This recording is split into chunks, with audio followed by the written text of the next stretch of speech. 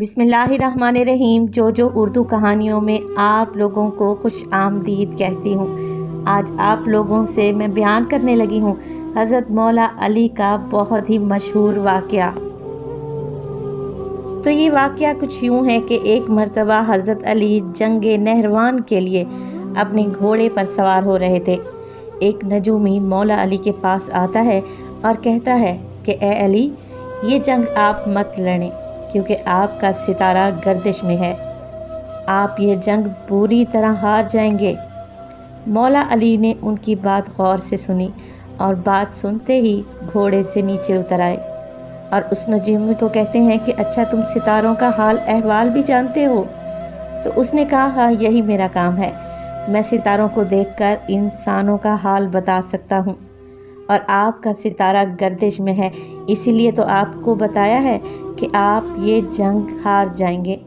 حضرت علی نے اس نجومی سے کہا اچھا، مجھے ایک بات بتاؤ۔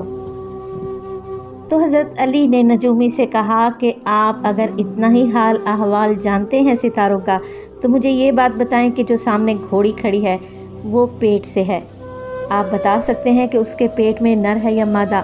اب وہ نجومی خاموش ہو گیا۔ مولا علی نے کہا کہ تم ستاروں کا حال احوال جانتے ہو اور جو تمہاری نظروں کے سامنے ہے تم اس کے بارے میں نہیں بتا سکتے۔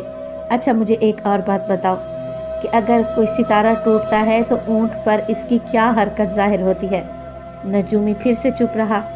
حضرت مولا علی نے فرمایا اچھا، ایک اور بات پوچھ لیتا ہوں کہ میرا یہ گھوڑا ہے، اس کے پاؤں کے نیچے اس وقت کیا ہے؟ نجومی پھر سے خاموش رہا۔ تو حضرت علی نے فرمایا کہ تم آسمان کے تو کیا، زمین پر جو تمہارے سامنے ہے وہ بھی نہیں بتا سکتے۔ سنو اے شخص، میں علی ہوں، اب تمہیں بتاتا ہوں کہ علی کی زندگی کی سب سے کامیاب یہ جنگ ہوگی۔